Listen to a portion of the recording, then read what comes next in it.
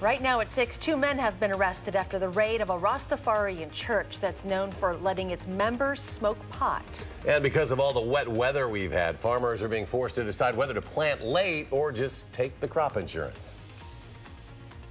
From the Channel3000.com Alert Center, this is News 3 Now at 6.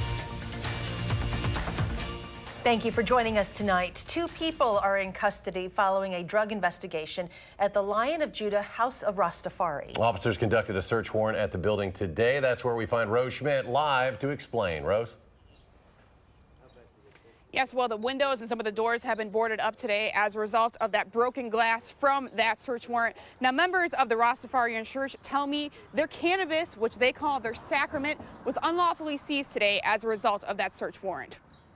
Bam, bam, bam, he busted that glass down with the battering ram. They come storming in there, started handcuffing everybody. A chaotic scene is what Jerry Sersh and his dad Byron describe, as they say they were inside the Lion of Judah House of Rastafari when officers came to execute a search warrant. So I was just standing there, cleaning the bathrooms, doing my normal routine. Bam, the doors broke open. I just raised, they told me to get my hands up. I raised my hands, they come in, handcuffed me. Byron and Jerry say they sleep in a tent outside the building, and they volunteer there, checking IDs when people come inside. We're homeless. Yeah. We volunteer here. These people gave us, a place to stay, sleep, kept us warm. They feed us twice a day. Madison Police and the Dane County Narcotics Task Force executed a search warrant at the building on West Mifflin Street just before 9 a.m. Wednesday, arresting the Rastafarian Church's 2 founders, 39-year-old Jesse Schwark and 23-year-old Dylan Bankert. They argue that marijuana is part of their religious practice, and the First Amendment and Religious Freedom Restoration Act protect them from being legally punished for using marijuana. It's genuinely a church. We have lots of literature you can come in and catch up on in there. We have books that explain our religion. But the city attorney's office sent a cease and desist letter in April, saying there's no documentation showing that it's actually a church. This week, the founders were arrested on tentative marijuana delivery and maintaining a drug-dwelling charges. There's all kinds of stuff going on out here, and they're worried about us delivering cannabis to the public. As for Byron and Jerry, they say they have quite a mess to clean up and believe the building will be closed at least for several days. And what they're doing right now, I feel, is totally wrong. They're basically just destroying our house. Schwark is also facing disorderly conduct and battery charges after Madison police say last week he hit a man in the leg with a baseball bat outside this building as a result of a transaction that happened inside. And looking ahead, the Madison School District says all classrooms will have electronic locks by the start of the new school year.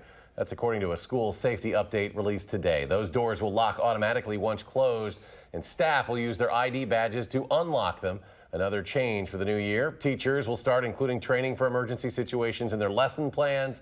Parents will have access to all materials ahead of time so they can discuss safety at home with their student.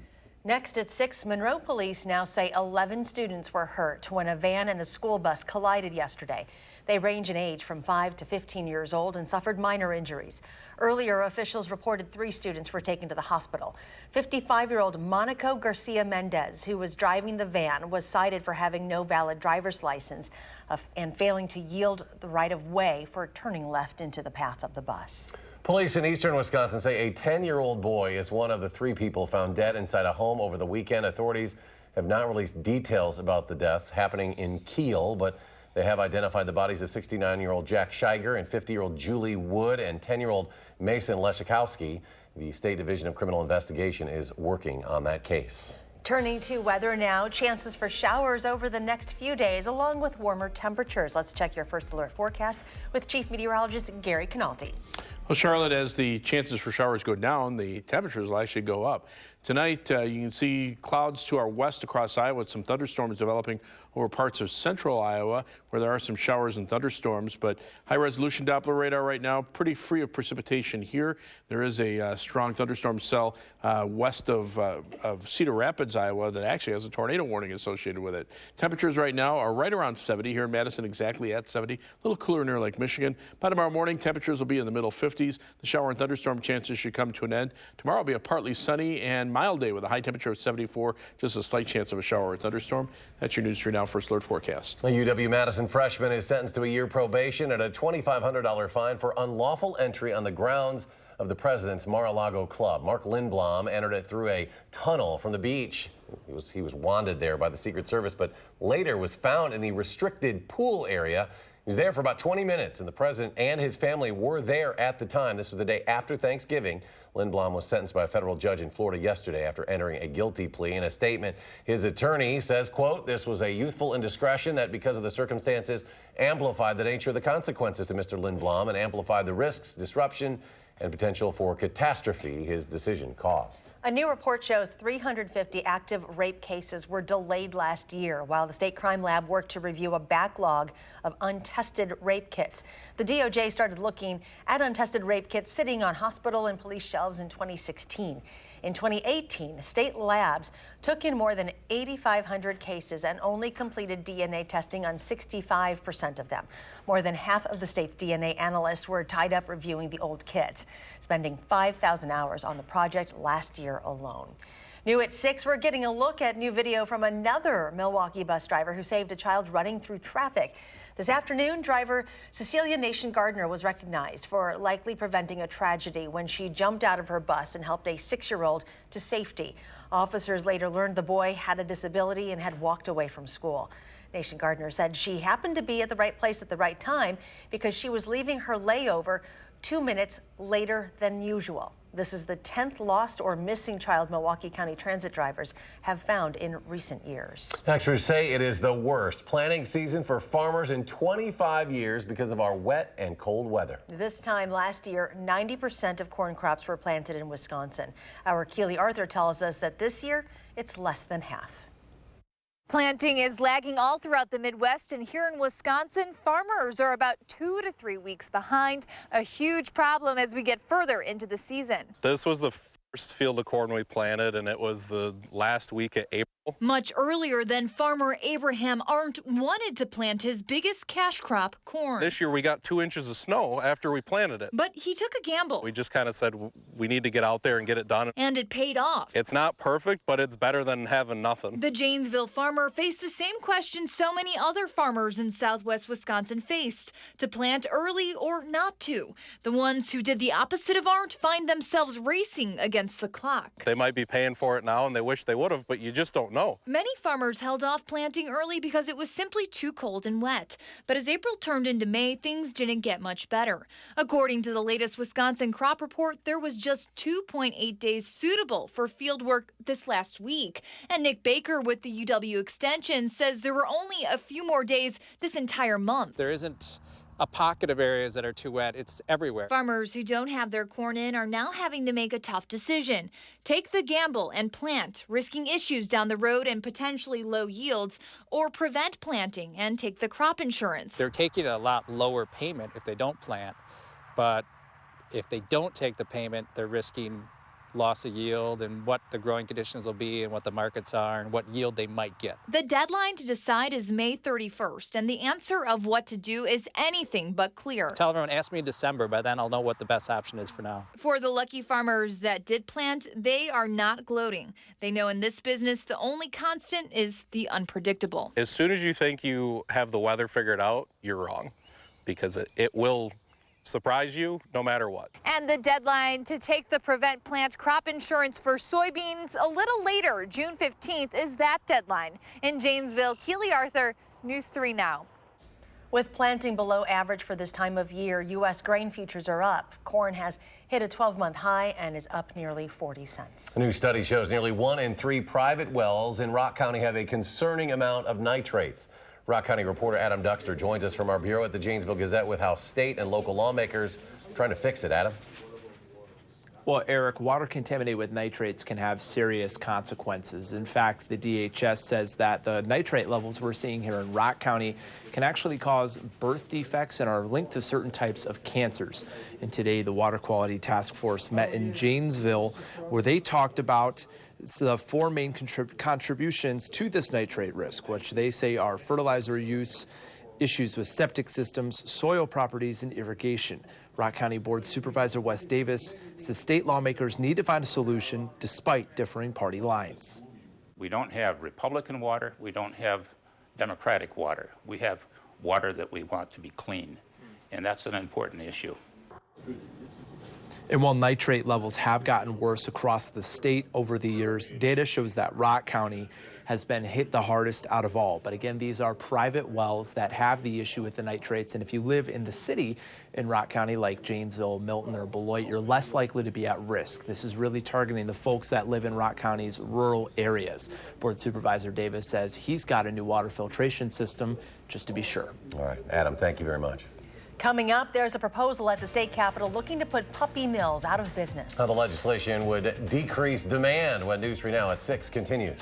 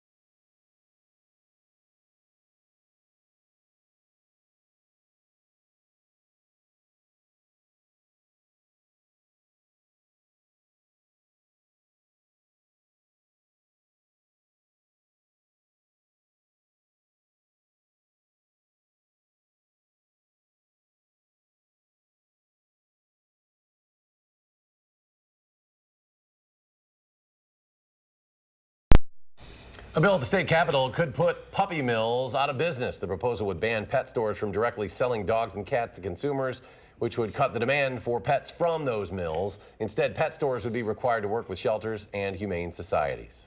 It's really a win-win. It's great for the businesses because they still get that foot traffic, and it's great for us as shelters too. It's one more place where we can get our animals out and into great homes.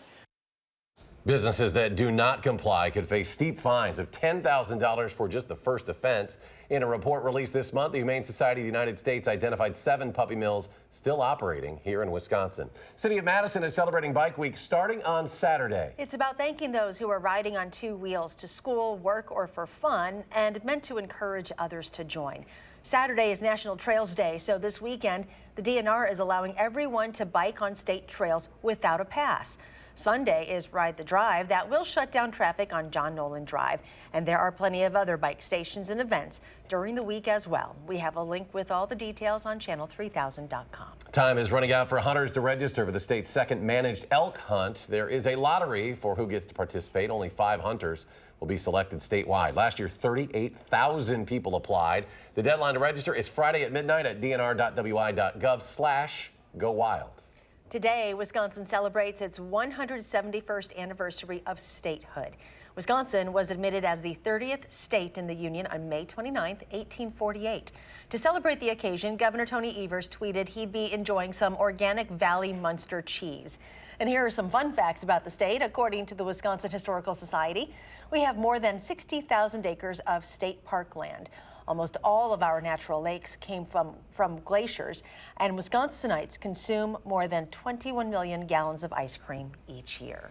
Well, as your children look forward to the end of the school year and summer fun, there are some concerns with some swimming pools in our area that are operating longer than they were designed to. And although we're dealing with some rain and thunderstorms the rest of the week, at least we're seeing warmer temperatures. Chief Meteorologist Gary Canalti will have those details coming up.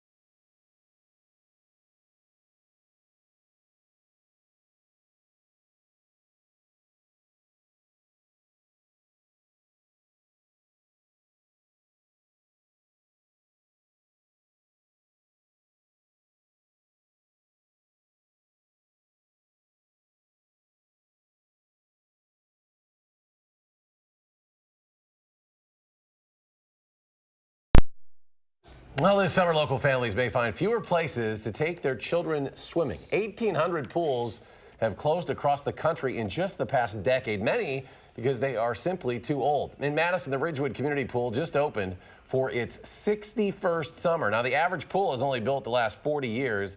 That means Ridgewood needs a lot of work to make it ready for your visits this summer.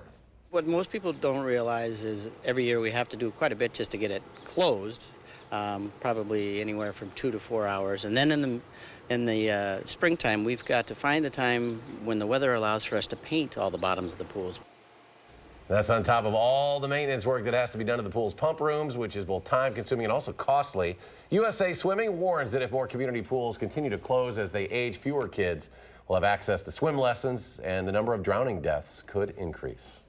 Chief Meteorologist Gary Canalti joins us now, and we need more pool weather. And dry weather, too. But we'll see less rain and warmer temperatures over the next couple of days. But tonight, we're watching a couple of isolated thunderstorms that have popped up over parts of Iowa. Cedar Rapids, Iowa is right up here. And you can see there's one little thunderstorm cell here. Well, National Weather Service has a tornado warning on that. So we've seen several reports of funnel clouds and brief tornado touchdowns over parts of Iowa. But right now, the main concern for widespread severe weather is from Texas all the way up into the Ohio Valley and into the New England. This is severe weather reports just over the last 6 hours. And you can see tornado reports in central Illinois and a couple in northwestern Iowa. You add in the reports over the last 24 hours. Look at how widespread the severe weather has been. And then over the last 48 hours, I mean, it's just been crazy. But we're just to the north of all of this. That cloud cover kept us cool, and for the time being, the severe weather threat very low here. You can see these thunderstorms popping up in spots where there's a little bit of rotation in the upper levels of the atmosphere. The good news is these types of thunderstorms really die down pretty quickly after sunset. Storm Prediction Center has a marginal risk of severe thunderstorms to our south for tonight. We'll have to watch out for the potential for some brief heavy downpours and showers and thunderstorms, maybe up to a ½ inch or more of rain in a few spots from the showers and storms. But the live view from the Queen Bee Radio Skycam at Platteville shows the sky starting to cloud up a little bit there. The WISC Skycam showing a little more cloud cover here as well. As we check out the almanac for today, our high temperature topped out at 70 degrees, low temperature 54, and right now we're sitting at 70 degrees with mostly cloudy skies. The air is calm and the humidity fairly high at 63%, dew point temperatures in the upper 50s. Temperatures right now are warmer to our north and west in the 80s over northern Minnesota, while we're around 70 here. Again, the cloud cover having a little bit to do with that, but the thicker clouds with the more widespread severe weather has been down to our south across parts of Missouri and Arkansas and then into the Ohio Valley. But again, these little thunderstorms that have popped up here, a couple of those have become severe. They will weaken before they reach us as this weak cold front moves eastward. Our temperatures tomorrow will actually be a little bit warmer than today, but tomorrow night those temperatures will drop off because the air dries out behind that cold front. Notice while we're at 70 here, it's 73 in Des Moines, just a tad cooler behind that front. Dew point temperatures, though, are highest farther to the south. That's where the more widespread severe weather is, down toward central Illinois and central Indiana, and then moving eastward toward the east coast. For tonight, mostly cloudy skies, a few showers, perhaps a thunderstorm later on tonight, some patchy fog with a low of 56. Tomorrow will turn partly sunny and mild with a high of 74, just a slight chance of a shower or thunderstorm. On future track, notice the skies turning cloudy for tonight. Again, shower and thunderstorms overnight with low temperatures in the mid-50s. Then for tomorrow, look for a mainly dry day with a high in the mid-70s and partly sunny skies. A chance for a shower or thunderstorm at a point or two. Tomorrow night will clear out, allowing temperatures to drop into the upper 40s. And then we're back into the lower 80s by Friday with a chance for a shower or thunderstorm late in the afternoon as a weak front starts to drop southward. Again, the rainfall amounts could be spotty amounts over an inch in a couple of spots. Most areas much less than that. 7 to 10 day forecast. Temperatures very comfortable. Thunderstorm chances end Saturday morning and come back from late Tuesday into Wednesday of next week. The current Packers speak fondly about former Packer Bart Starr. The story's coming up in sports. Hi, I'm Michelle Carolla. Tonight on the News at 9, I sit down with medical officials in the middle of the opioid crisis, and it's part of a series we're starting tonight. You'll see that only on Fox 47 News at 9.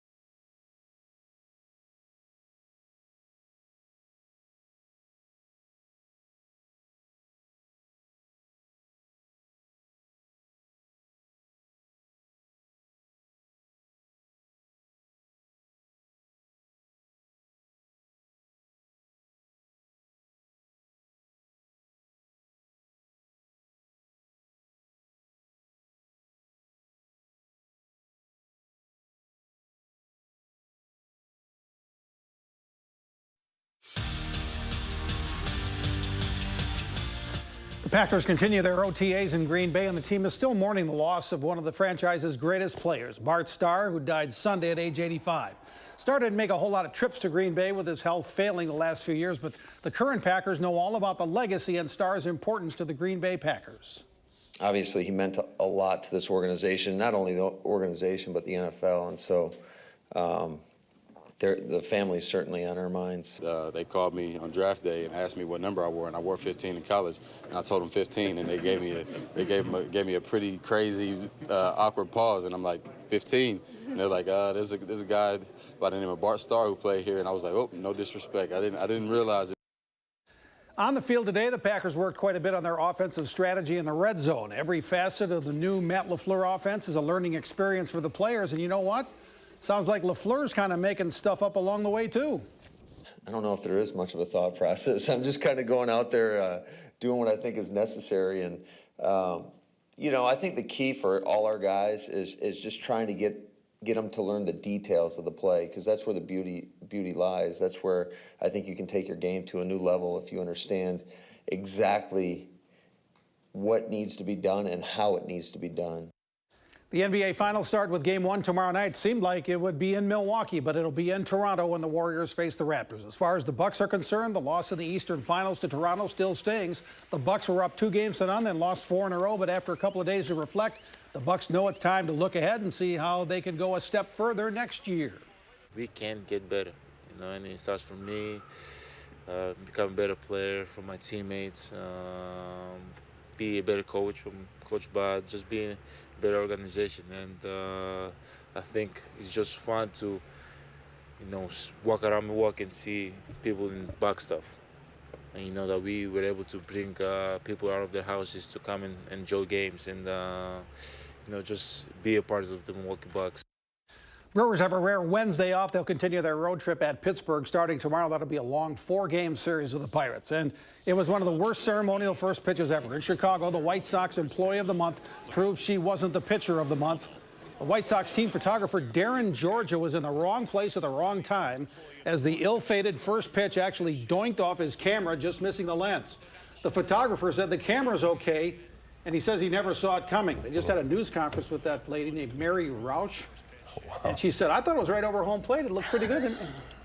It's a tough thing, right? You get out there in front of all those. They also asked her if she wanted to do it again, and she said no. Reality is a terrible thing. Yeah. You know. Then she had to have a press conference about it, just on top of it. Yeah. Final check, Gary. Well, we're watching some showers and thunderstorms over parts of Iowa. It doesn't look too impressive right now, but that thunderstorm cell down south of Waterloo, tornado warning associated with it until 7 o'clock. So I don't think we're looking at any severe weather around here. By the time those storms reach us, it'll be pretty quiet. Nothing imminent across southern Wisconsin. Temperatures right now right around 70 degrees, give or take a degree or two, and highs mid-70s for tomorrow and low 80s on Friday. Thunderstorm chance Friday night into Saturday morning, and then again from Tuesday into Wednesday morning. Otherwise, mainly dry weather with temperatures in the 70s. That's good news. We really need that in light of what we've reported on with the farmers and all that, so a little drying out would help. Thanks for joining us tonight for News 3 Now at 6. Enjoy your evening, and we'll see you back here at 10.